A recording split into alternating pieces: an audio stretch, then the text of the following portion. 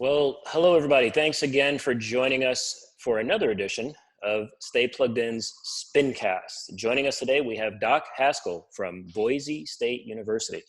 Very excited to have this program on today. This is one of the front runners, literally, in the NCAA arena of schools, if you will, in respect to esports. So, Doc, hope you are doing well. Thank you for joining us.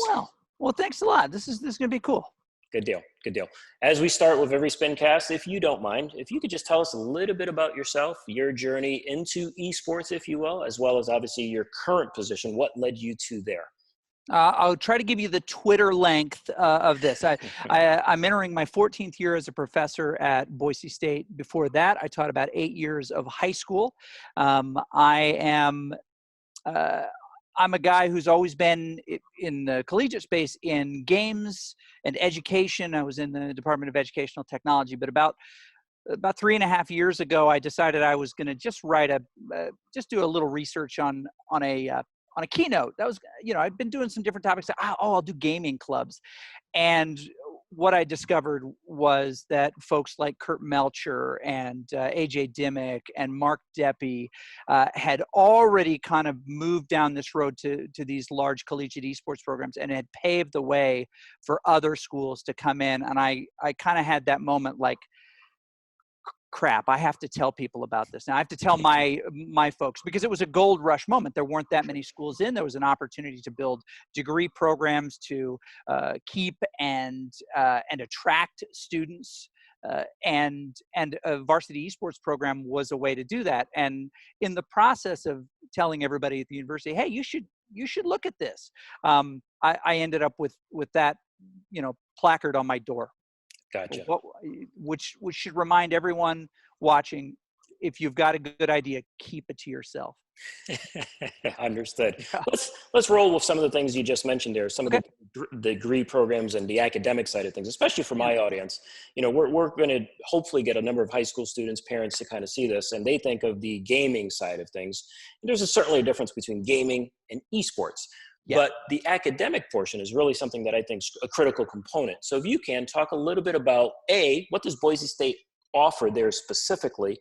And just in your experience from a career path, most people think, well, I'm going to turn pro. Well, not necessarily, but there, I think, is certainly a lot of opportunity career-wise. Kind of a two-pronged question. Yeah. College is a collective experience where you do come out with a very specific set of keys, but much of the learning that you do in art appreciation and ballroom dancing, your 1-credit ballroom dancing to fill in, all those things ultimately are part of your character development, tangential learning. All of sports qualify in that same zone. Esports for us is the same. We do not have an esports degree program, although there's quite a bit of talk about a minor, potentially a major in esports, specifically esports broadcasting, based on the amount of broadcasting we do and the facilities we've been able to build. Mm-hmm. But esports really fits like other sports in that space where we build the character and give meaningful experiences. We talk about it all the time, consequential participation, to give people something to really belong to in their experience. And it's no difference if you're a volleyball player, or if you're on the debate team, or if you're in the top wind ensemble in the music department. Consequential participation binds you. Now, you can actually use your college experience and have a degree like mechanical engineering. Paul Vaughn is now the director of Oklahoma City University and head coach there. He graduated with a mechanical engineering degree, but he was huge in our program. Was a player in multiple games, was a broadcaster, was an organizer, a student leader. All of those things qualified him for the college job that he has now, without a degree in those things. Understood. And even did I artfully dodge your question entirely, or did I accidentally answer it? I think we stumbled upon it. We're good. I'll but one of the things which was awesome is you just mentioned for Mr. Vaughn, he had a number of responsibilities that could have led him potentially in a variety of different places. It's just that's his passion, and that's what he ended up with, which is fantastic. Yeah. Let's talk a little bit about Boise State. Okay. Everything I've read, all the research I've done, and everything I keep reading is you guys are near that pinnacle of where programs want to be, if not at the pinnacle of where programs should strive to be, competitively, as well as from a facility perspective and backing and so forth. Talk about, how did you get there? What do you attribute that to? Well, I mean, everybody will say we have great students, and we all do. You know, every school has great students with incredible leadership. Kids everywhere, if you give them an opportunity for a like a bracketed responsibility where you're going to scaffold them and help them, they're going to do well, right? Mm-hmm. Engaged, excited people do well. So we don't have the monopoly on that, nor do we have all of the brilliant ideas. Honestly, I mean, I steal stuff from Ashley Jones, from Kevin Reap, from you know, folks like Sean Burney at St. Clair. They're doing brilliant things, and I just try to incorporate it, what they do here. Maybe people know the Boise State name a little bit better because the one thing we have really thrown all of our attention into is the broadcasting piece. Okay. But that comes from being in an environment where we're at a Division I school with famously blue AstroTurf, and everybody knows who the Broncos are. They're the Giant Slayer. They beat the Washingtons. They beat the Oklahomas. They beat Florida State this year. You know, again, punching above your weight. So on campus here, to do something really special, you have to be in charge of your own message. And so we just made the decision at the very beginning of our program.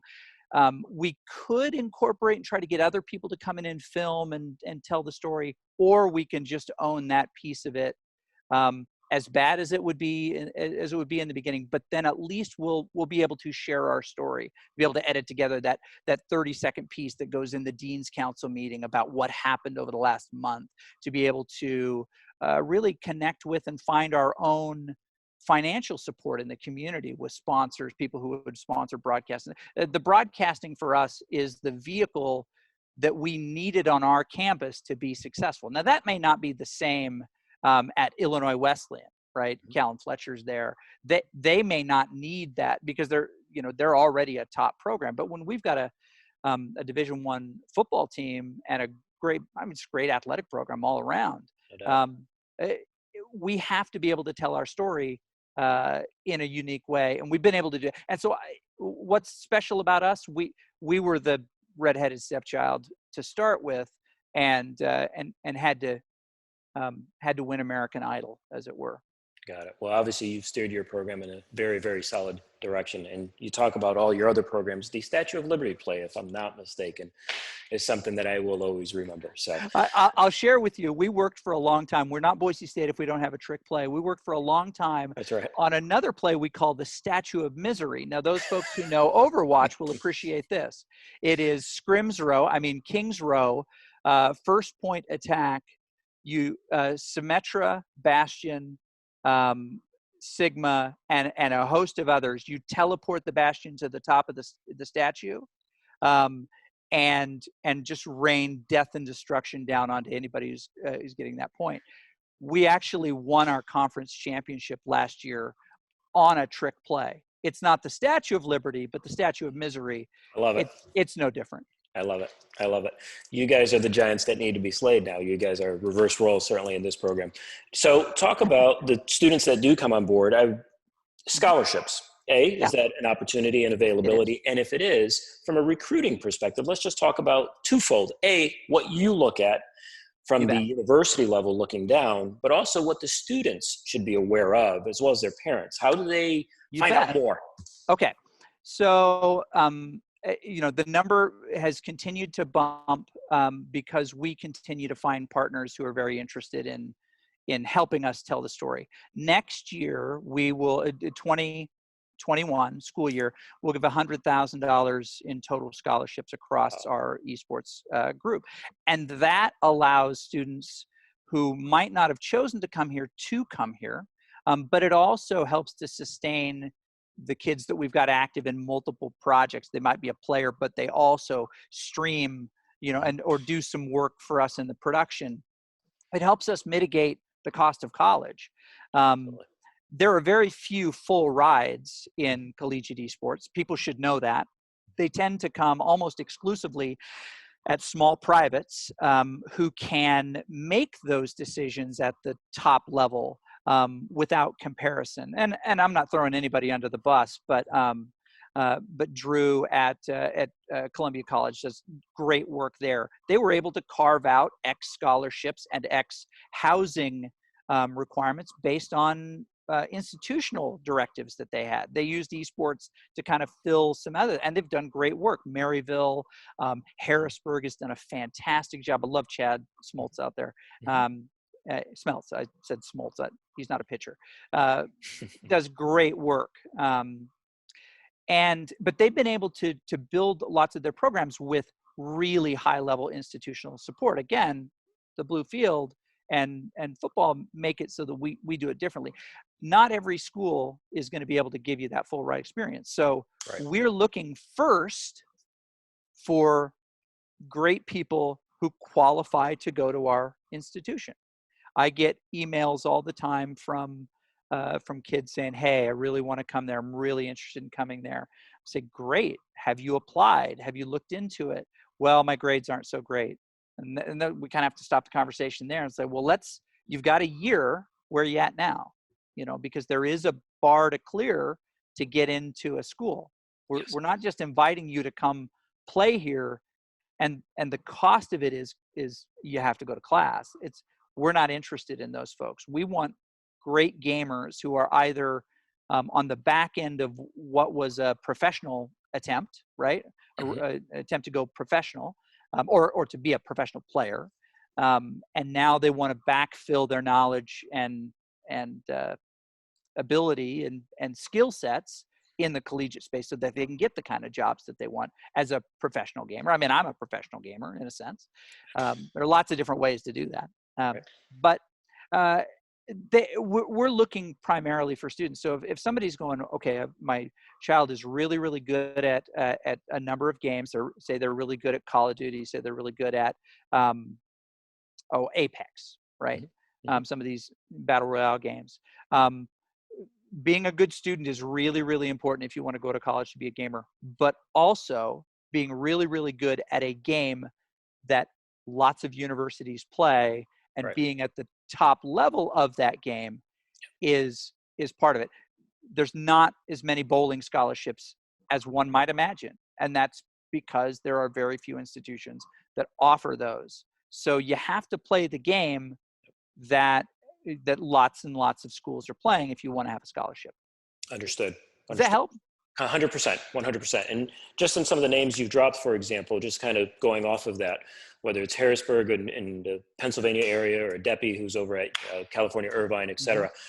Widespread, right? Obviously, you guys are in a certain locale in the country. In terms of students that actually come in for esports, do you find that has changed demographically, meaning most were potentially close by and then it grew? Or how does that look for you, the landscape for students coming in? It's interesting. So we always recruit locally. We're always on the lookout for different people in different roles. A great example it's the equivalent in basketball. A League of Legends team has very specific positions with quite a bit of experience. And we are looking for people who are highly ranked at those positions, but also demonstrate the type of work ethic at the game that makes them successful at anything that they do. Awesome. So you can tell a lot by looking at someone's OPGGs. Say we're looking for, we've got 2 years left with our challenger support player. So we are looking at juniors and seniors coming into high school who play a certain number of games a week, who are playing this kind of game, who are showing there's lots of things that the data shows about how seriously they take the game. And it's that love of anything, right? The desire to get in and learn as much as you can about something that makes you good at whatever you choose to do. It just so happens that the scholarship for them is very specific to a game and a position.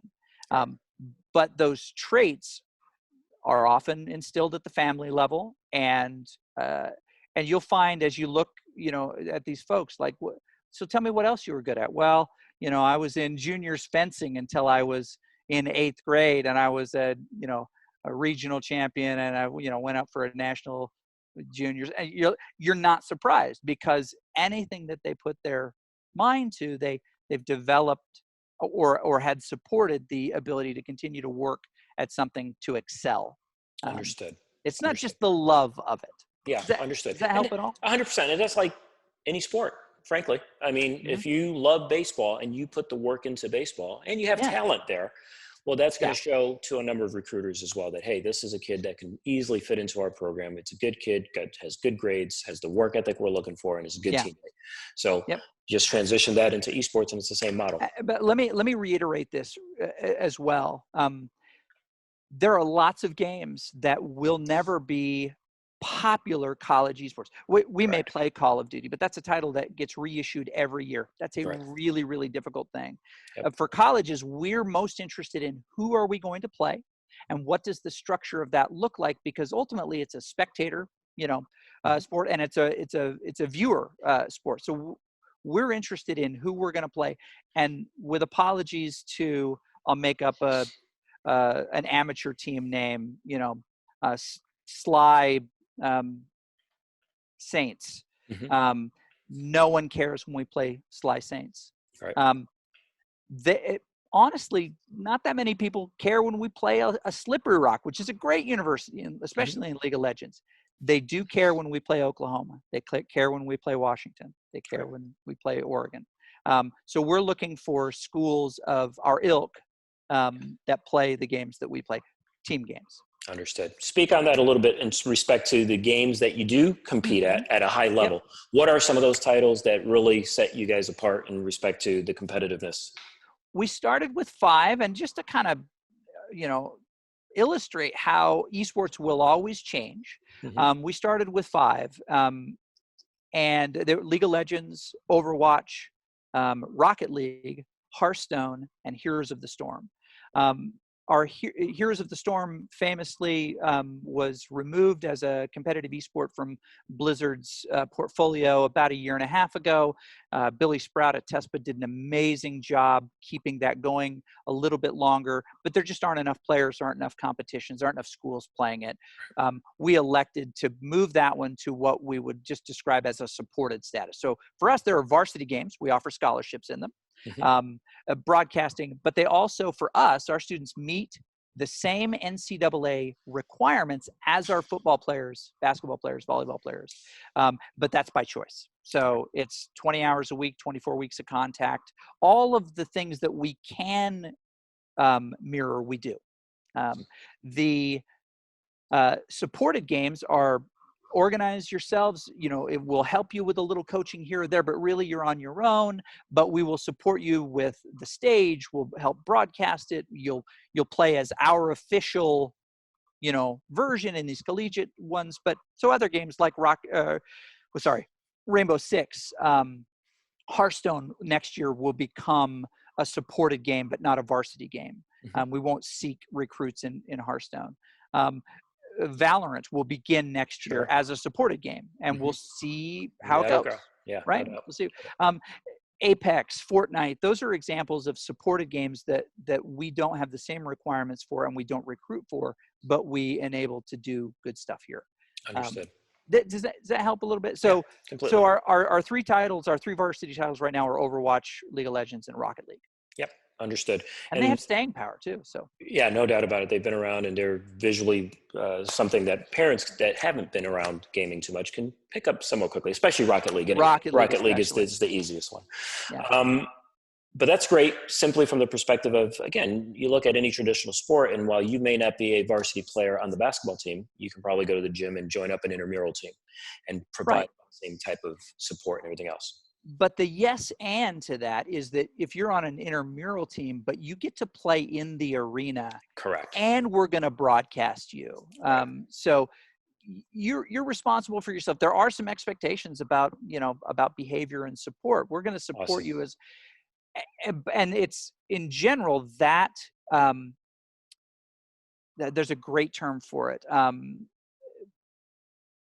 I'll come up with it in just a second. I can't remember it, but it's it implies that it's moral authority. It gives us some moral authority to hold our esports, even if they're supported, to just a slightly higher standard. Hey, go to class. It gives us the ability to kind of hold the ball for a second and say, yeah, this is your game, but remember you're in college and we want you to graduate. So Right. do this for us. Yeah, no doubt. The culture that you're developing there is obviously top notch, so that's fantastic. In respect to the NCAA, and you talked about how you follow some of those guidelines with other sports do as well. Let's talk a little bit about that, because I'm sure for a lot of parents, they probably wonder, well, is this an NCAA regulated sport? And it's not currently. No. What are your thoughts on that? Is that a good thing? Do you think ultimately it may be? What are your thoughts? Well, unique to this is that Naismith is never going to come back and patch basketball, right? Add a sixth player, raise the hoop up, a foot and a half. Naismith is not going to patch basketball. Blizzard is 100% going to patch Overwatch, and it's going to change. We've seen it change dramatically, even in the last 6 months. It is that inability to ultimately influence the game that I think will keep them as a partner and not as an owner. Like, we're going to play these games because of X and Y. I don't think that'll be the case. I think that they will take a larger role in helping to support the students who are playing it. And there's a big feeling that the NCAA is a large and monstrous cash guzzling organization. I didn't say that. I know you. Well, not on camera, but before we started, I think you said gas guzzling. People think of, and not many people saw it, but the Mortal Engines movie, where you have these massive cities just gobbling up others. That's the way people often see the NCAA. The truth is, they are, like all big organizations, a little bit understaffed. They're always working, just trying to stay ahead of the curve a little bit. And they have big events that get a lot of attention and raise a lot of money for their institutions. Yep. If you were to suddenly add esports, you would have to add all of the people to support that. And it would be very, very difficult. The NAIA was able to help spin up NACE, which is a collegiate organization, which does provide some regulation and some expectation. And while very new, they're the furthest along in kind of supporting that. RSAA and Mike Sherman and that group have done a great job also, specifically with Riot's properties. But all schools are kind of looking for okay, so what do we do to make this fair? What's right for the kids? We're seeing a weird little spin up right now of summer collegiate tournaments for some of these games, because we had this COVID spring. Sure. And they're kind of surprised, like, how come you guys are not interested in doing it? With, like, because we're on summer break. We're honor bound to give our kids some time off. Like, yeah, I suppose that's true, but yeah. Yeah, understood. So it's unique that way. Will they be in? Sure, they're gonna find a way to partner and to put these kids, elevate them, but they won't ever own it. Understood. I think that certainly helps. I think a lot of people are looking for those similar type rules and regulations, if you will, across the board, to a degree, at least. Let's talk about some of your rivals. You mentioned a couple of different schools, et cetera, obviously based on the conference play and locale, et cetera. Who do you feel currently you've established some good rivalries against, whether it's actual playing or scrimming against? Well, we have some great rivalries. We're very unique in that the Mountain West Conference is the only conference in collegiate that has a full and conference directed esports season along those 3 games. We have championships, we have conference championships, we have a live conference final in Las Vegas every year with our basketball championship in March. It's fabulous. So a lot of our real rivals are, Colorado State. They're Nevada. Doug Bookey, who directs the program down there, amazing work. UNLV everybody in our conference is a rival, and unfortunately, we'd like to think we can beat them all the time, but they're good, which sucks. And you just want to win. But so we have good rivalries there. But I think it's really important to point out, and maybe this isn't as flashy a topic or a title, but the minute the the minute the match is over is the minute that the hostility ends, and we're Good, actually all on the same page. good. So every time I get to travel either to Utah or to to Orange County, I'm connecting with Deppy, with Dimmick, with everybody I can, because we're all fighting the same opponent, which is attention and resources for our programs on our campus. So Yeah. we don't hide any of what we do in our production cycle. We regularly invite other schools to come out and just steal what we've stolen, and to really to match it. Now, I want to beat Deppy someday in League of Legends. His team is so stinking good. Top notch, no doubt. Yep. In Overwatch, it's schools like UT Dallas. Greg Adler's done a fantastic job down there. I want to beat him. We haven't yet. We beat him in scrims, but in the bracket we haven't. Utah is phenomenal in Overwatch as well. There are lots of schools that we battle regularly with, that we go back and forth with. But most folks that we're in a kind of a dead competition with is usually folks on the West Coast, because we get to play them most often, and in our conference. But I'm trying to think anybody else. Kevin Reap at Mizzou. Yeah. We've edged him a couple of times in League of Legends, and he's gotten us once, I think. We came really close to beating him once in both Overwatch and Rocket League. Yeah, he's a little too awesome for his own good. We need to. He's a guy I'd like to take down a notch. Gotcha. Who I love. Understood. Yeah, Understood. Yeah, but we are actually going to come up against it. So before we head off, I want to give you an opportunity to give us a parting shot, if you will. Again, our audience, we cater to a little bit more on the middle school side, high school side. Obviously, the parents trying to understand this space a little bit better. Words of advice. Gosh. So a lot of I get a lot of questions. I mean, every week, multiple in the email box. Hey, how do we do what you do?